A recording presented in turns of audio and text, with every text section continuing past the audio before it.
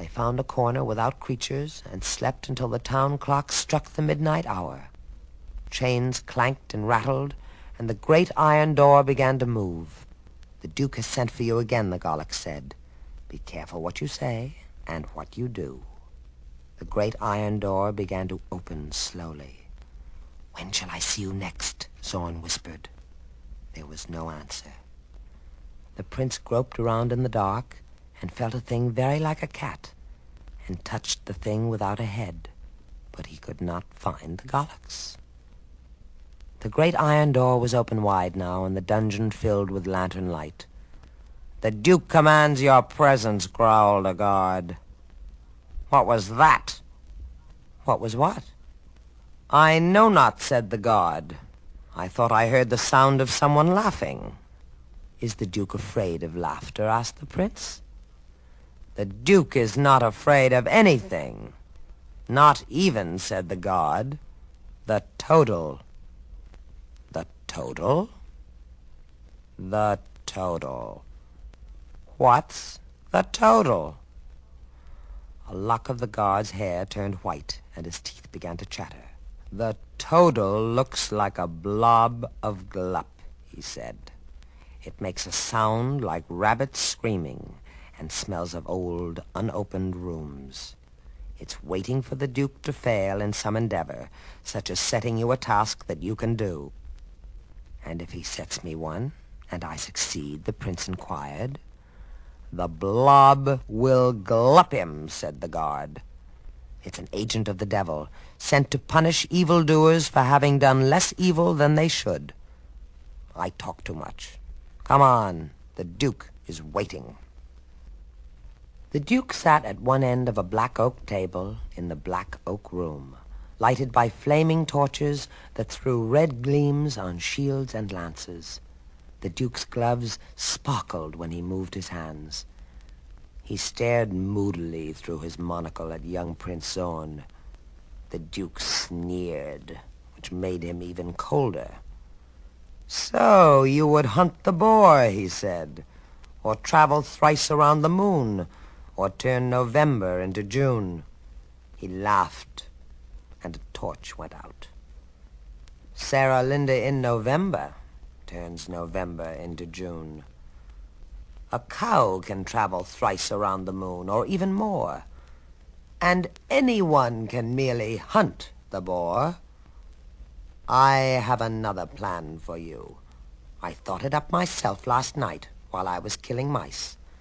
I'll send you out to find 1,000 jewels and bring them back." The prince turned pale, or tried to. "A wandering minstrel eye, a thing of rubies and sapphires." Ha, ha, ha. The Duke's chuckle sounded like ice cackling in a cauldron. "For you are Zorn of Zorna," he whispered softly. "Your father's casks and vaults and coffers shine with jewels. In 66 days you could sail to Zorna and return." "It always takes my father 33 days to make decisions," cried the prince. The Duke grinned. "That is what I wanted to know, my naive prince," he said. "Then you would have me give you 99 days?" "That would be fair," the prince replied. "But how do you know that I am Zorn?" "I have a spy named Hark," the Duke explained, "who found your princely raiment in your quarters in the town and brought it here, with certain signs and seals and signatures, revealing who you are. Go put the raiment on." He pointed at a flight of iron stairs. "You'll find it in a chamber on whose door a star is turning black. Don it and return. I'll think of beetles while you're gone, and things like that." The Duke limped to his chair and sat down again, and the prince started up the iron stairs, wondering where the Daleks was. He stopped and turned and said, "You will not give me 99 days? How many, then?" The Duke sneered. "I'll think of a lovely number," he said. "Go on." When Zorn came back, he wore his royal attire, but the Duke's spies had sealed his sword so that he could not draw it. The Duke sat staring at a man who wore a velvet mask and cloak and hood. This is Hark, he said. And this is Listen. He gestured with his cane at nothing. There's no one there, said Zorn. Listen is invisible, the Duke explained. Listen can be heard, but never seen. They are here to learn the mark and measure of your task. I give you 99 hours, not 99 days, to find 1,000 jewels and bring them here. When you return, the clocks must all be striking 5. The clocks here in the castle, asked the prince. The 13 clocks? The clocks here in the castle, said the Duke. The 13 clocks. The prince looked at the 2 clocks on the walls. Their hands pointed to 10 minutes of 5. The hands are frozen, said the prince. The clocks are dead. Precisely, said the Duke. And what is more, which makes your task a charming one, there are no jewels that could be found within the space of 99 hours, except those in my vaults, and these. He held his gloves up and they sparkled. A pretty task, said Hark. Ingenious, said the voice of Listen. I thought you'd like it, said the Duke. Unseal his sword. Invisible hands unsealed the prince's sword. And if I should succeed? Asked Zorn. The Duke waved a gloved hand at the iron stairs, and Zorn saw Sarah Linda standing there. I wish him well, she said, and her uncle laughed and looked at Zorn. I hired a witch, he said, to cast a tiny spell upon her. When she is in my presence, all that she can say is this: I wish him well. You like it? A clever spell, said Hark. An awful spell, the voice of Listen said. The prince and princess spoke a silent language with their eyes, until the Duke cried, Go! And Sarah Linda vanished up the stairs. And if I fail? Asked Zorn. The Duke removed his sword from his sword cane and ran his glove along the blade. I'll slit you from your guggle to your zatch and feed you to the total. I've heard of it, said Zorn. The Duke smiled. You've only heard of half of it, he said. The other half is worse. It's made of lip. It feels as if it had been dead at least a dozen days, but it moves about like monkeys and like shadows. The prince took out his sword and put it back. The total can't be killed, the Duke said softly. It gleeps, said Hark. What's gleeping? Asked the prince. The Duke and Hark and Listen laughed. Time is wasting, Prince, the Duke reminded him. Already you have only 98 hours. I wish you every strangest kind of luck. A wide oak door suddenly opened at the end of the room, and the prince saw lightning and midnight and falling rain. One last word and warning, said the Duke. I would not trust the Daleks over far. He cannot tell what can be from what can't. He seldom knows what should be from what is. The prince glanced at Hark and at the Duke and at a spot where he thought Listen stood. When all the clocks are striking 5, he said, and left the room. The laughter of the Duke and Hark and Listen followed him out the door and down the stairs and into the darkness. When he had gone a few steps from the castle, he looked up at a lighted window and thought he saw the Princess Sarah Linda standing there. A rose fell at his feet, and as he picked it up, the laughter of the Duke and Hark and Listen increased inside the black oak room and died away. The prince had gone but a short way from the castle when he felt a gentle finger touch his elbow. It is the Daleks, said the Daleks proudly. The only Daleks in the world. The prince was in no mood for the old man's gaiety and cheer. The Daleks did not seem wonderful to him now, and even his indescribable hat was suddenly describable. "The Duke thinks you are not so wise as he thinks you are," he said. The Dalek smiled. "I think he is not so wise as he thinks I think he is," he said. "I was there. I know the terms.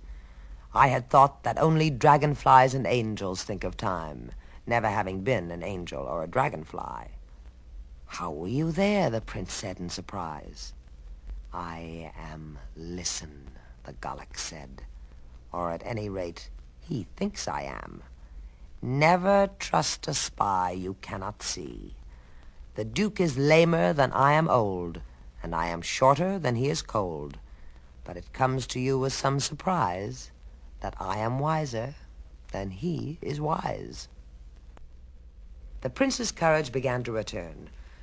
"I think you are the most remarkable man in the world," he said.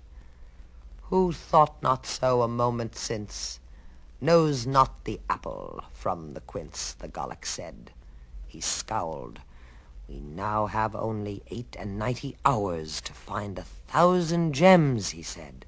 "You said that you had other plans than one," the prince reminded him. "What plans?" the Dalek said. "You didn't say," said Zorn.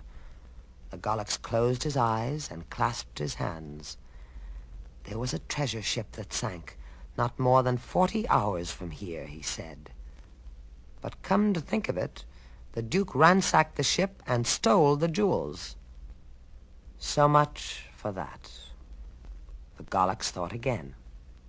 "If there were hail," he said, "and we could stain the hail with blood, it might turn into rubies." "There is no hail," said Zorn. The Dalek sighed. So much for that.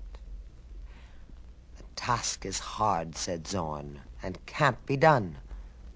"I can do a score of things that can't be done," the Dalek said.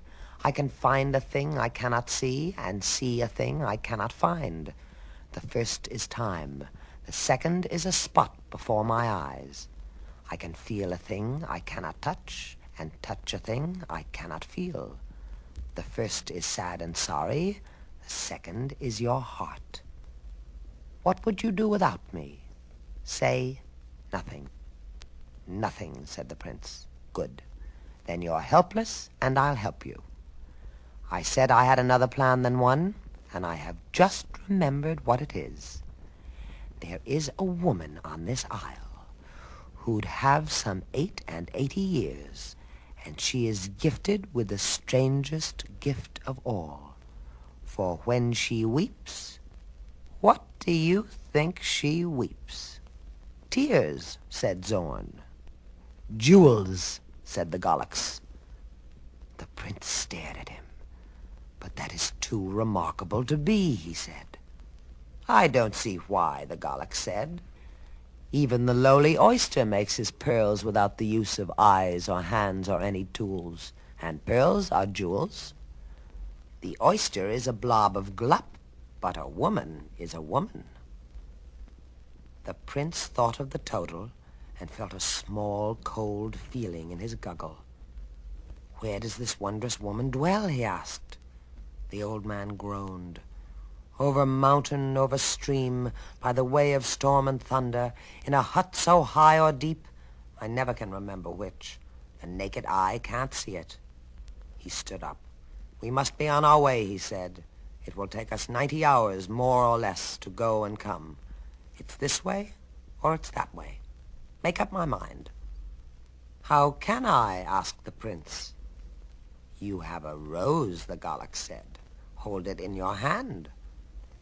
The prince took out the rose and held it in his hand, and its stem slowly turned and stopped. "It's this way," cried the Daleks, and they started off in the direction the stem of the rose had pointed out. "I will tell you the tale of Haga," said the Daleks. "When Haga was 11, he began, and picking cherries in the woods one day, and asphodel, she came upon the good King Gawain of Yarrow, with his foot caught in a wolf trap. "Weep for me, maiden," said the king, "for I am ludicrous and laughable with my foot caught in this trap. I am no longer hurt, for I have lost my Ursha. By twiddling my fingers or clapping my hands, I have often changed the fate of men, but now I cannot get my foot loose from this thing." "I have no time for tears," the maiden said. She knew the secret of the trap and was about to free the fettered foot when a farmer from a nearby farm began to laugh. The king beshrewed him and his wife and turned them into grasshoppers, creatures that look as if their feet were caught in traps, even when they aren't. "Lo, the maid has freed my foot," the king exulted, seeing that she had. "But it is numb and feels like someone else's foot, not mine." The maiden took off his shoe and rubbed his foot until it felt like his and he could put it down. And for her kindness, the grateful king gave her the power to weep jewels when she wept instead of tears. When the people learned of the strange gift the king had given Haga, they came from leagues around, by night and day, in warm and winter weather, to make her sad and sorry. Nothing tragic happened, but she heard of it and wept. People came with heavy hearts and left with pearls and rubies. Paths were paved with pearls, and rivers ran with rubies. Children played with sapphires in the streets, and dogs chewed opals. Every peacock had at least 9 diamonds in its gizzard, and one, cut open on St. Wistow's Day, had 38. The price of stones and pebbles rose, the price of gems declined, until by making Haga weep, you could be hanged and fined. In the end, the jewels were melted in a frightful fire by order of the king. "I will make her weep myself, one day each year," the king decreed, "and thus and hence the flow of gems will make some sense, and have some point and balance." But alas, and but alack, the maid could weep no more at any tale of tragedy or tribulation. Damsels killed by dragons left her cold, and broken hearts, and children lost, and love denied. She never wept by day or night, in warm or winter weather. She grew to be 16, and 26, and 34, and 48, and 52, and now she waits at 88 for me and you. I hope, the Daleks said, that this is true. I make things up, you know. The young prince sighed and said, "I know you do. If Haga weeps no more, why should she weep for you?" The Daleks thought it over. "I feel that she is frail and fragile. I trust that she is sad and sorry. I hope that she is neither dead nor dying. I'll think of something very sad to tell her, very sad and lonely. Take out your rose, I think we're lost." They had become tangled in brambles by now, and the trees of the forest they had entered were tall and thick. Thorns began to tear the prince's raiment. Lightning flashed, and thunder rolled, and all paths vanished. The prince took out the rose and held it in his hand. The stem began to turn and twist and pointed. "Around this way," the Daleks said. "It's lighter here." He found a narrow path that led straight onward. As they walked along the path, the Daleks leading, they met a jack-a-dandy whose clothes were torn and tattered. "I told my tales to Haga," said the man, "but Haga weeps no more. I told her tales of lovers lost in April.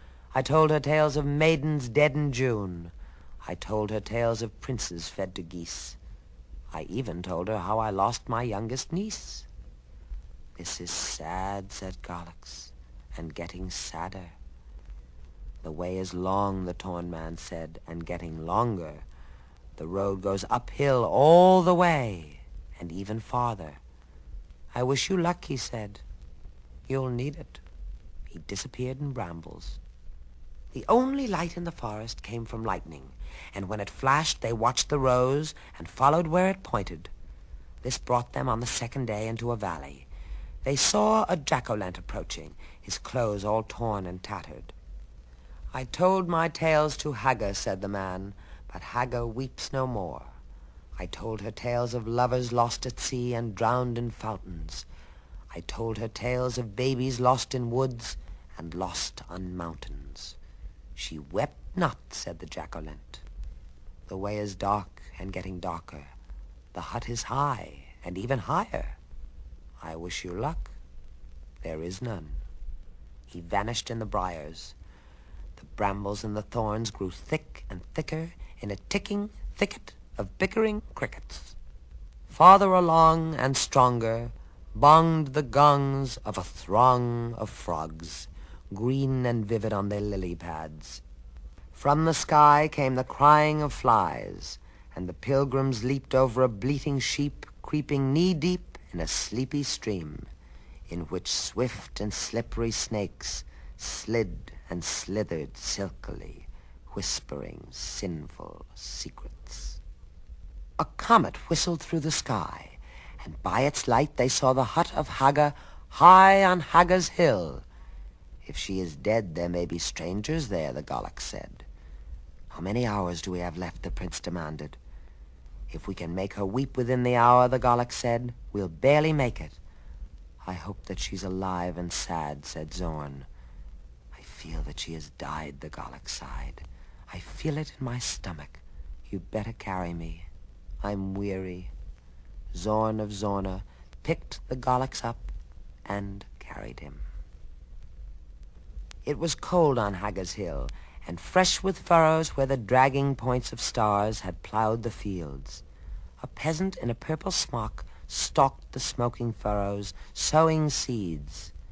There was a smell, the Daleks thought, a little like forever in the air, but mixed with something faint and less enduring, possibly the fragrance of a flower. There's no light in her window, the Daleks said, and it is dark and getting darker. There's no smoke in her chimney, said the prince, and it is cold and getting colder.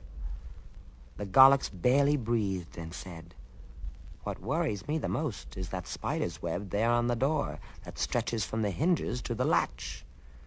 The young prince felt a hollow feeling in his zatch. Knock on her door, the Daleks said, his voice so high it quavered. He crossed his fingers and kept them crossed, and Zorn knocked on the door. No one answered. Knock again, the Daleks cried, and Prince Zorn knocked again. Haga was there. She came to the door and stared at them, a woman neither dead nor dying, and clearly only 38 or 39. The Daleks had missed her age by 50 years, as old men often do. Weep for us, the Daleks cried, or else this prince will never wed his princess. I have no tears, said Haga.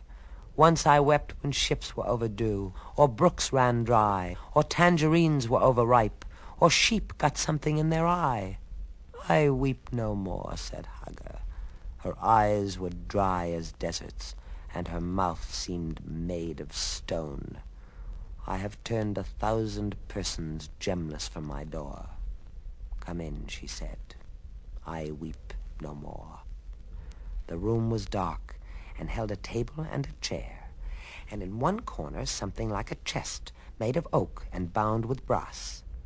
The Daleks smiled, and then looked sad, and said, I have tales to make a hangman weep, and tales to bring a tear of sorrow to a monster's eye. I have tales that would disturb a dragon's sleep, and even make the total sigh. At the mention of the total, Haga's hair turned gray. Once I wept when maids were married underneath the April moon. I weep no more when maids are buried, even in the month of June. You have the emotions of a fish, said the Daleks irritably. He sat on the floor and told her tales of the death of kings and kindred things, and little children choked by rings. I have no tears, said Haga. He told her tales of the frogs in the forum and the toads in the rice that destroyed the poppycockalorum and the cockahoopatrice. I weep no more, said Haga. Look, said the Daleks, and listen. The Princess Sarah Linda will never wed this youth until the day he lays 1,000 jewels upon a certain table.